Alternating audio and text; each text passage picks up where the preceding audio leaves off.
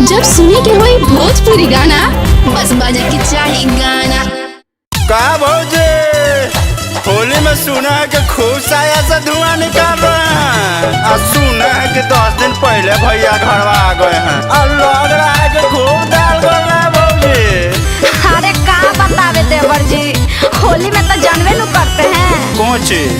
मैं तो फागुन का फायदा उठा रही हूँ, रंग मैदा में मिला के लगवा रही हूँ। खा नहीं रहे हैं? मैं तो फागुन का फायदा उठा रही हूँ, रंग मैदा में मिला के लगवा रही हूँ। बेडरूम में जाती हूँ सुत के डलवाती हूँ, बेडरूम में जाती हूँ सुत के डलवाती हूँ। तू क्यों लपक रहा है?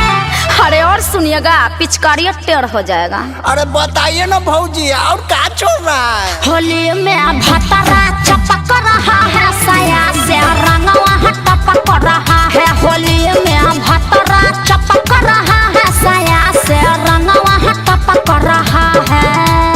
अरे हटिए, गाल मत छुइए। ओहो, अरे होली में पिचकारी का है मौसमात कीजिए, तनी ध्यान लेने दीजिए। कल भैया के बारिएगा, हमको डांटिएगा। अरे आप तो जानबे करते हैं कि साल भर पर एक बार होली आता है और वही में न भतार भाता है। कभी लोटा से कभी बाल्टी से चोली में रंग ढरवाती हूँ मैं। धूरा माटी भुइया बैठ के अंदर बाहर घसवाती हूँ मैं।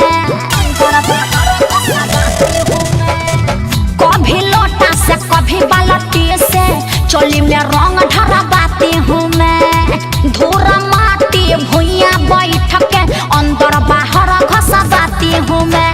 रंग के फुहार में अपन भेजवाती हूँ, रंग के फुहार में अपन भेजवाती हूँ। पानी में तो छपक रहा है। चुपचाप रुइया से भुइया साफ कीजिए, ज्यादा मत बोलिए। और क्या चल रहा है, जल्दी बताइए ना। हाँ तो सुनिए, होली में भतरा चपक रहा है, साया से रंगवा टपक रहा है। होली में भतरा चपक रहा है, साया से रंगवा टपक रहा है। अरे होली में ऐसे दिखाइएगा तो किसी का तो मन बिगड़िए न जाएगा, डालिए न देगा। ये कोई तरीका है भौजी? देवर कहाँ को होवे न करता है। तनिका सा डालना न दीजिए भौजी, तनिका सा। अरे चुपिए, खाली लाम लाम पिचकारी लेकर दौड़ल चलते हैं। हाँ भौजी, तो पिचकारी बोलो क्या होता है? भांग पुआ पकौड़ी खा के मूड अपना बनाता है। नया या स्टाइल में अर्जुन शर्मा रंग मुझको लगाता है। भौजी के बुआ चाप चाप भांग पुआ पकौड़ी खा के मूड अपना बनाता है। नया या स्टाइल में अर्जुन शर्मा रंग मुझको लगाता है।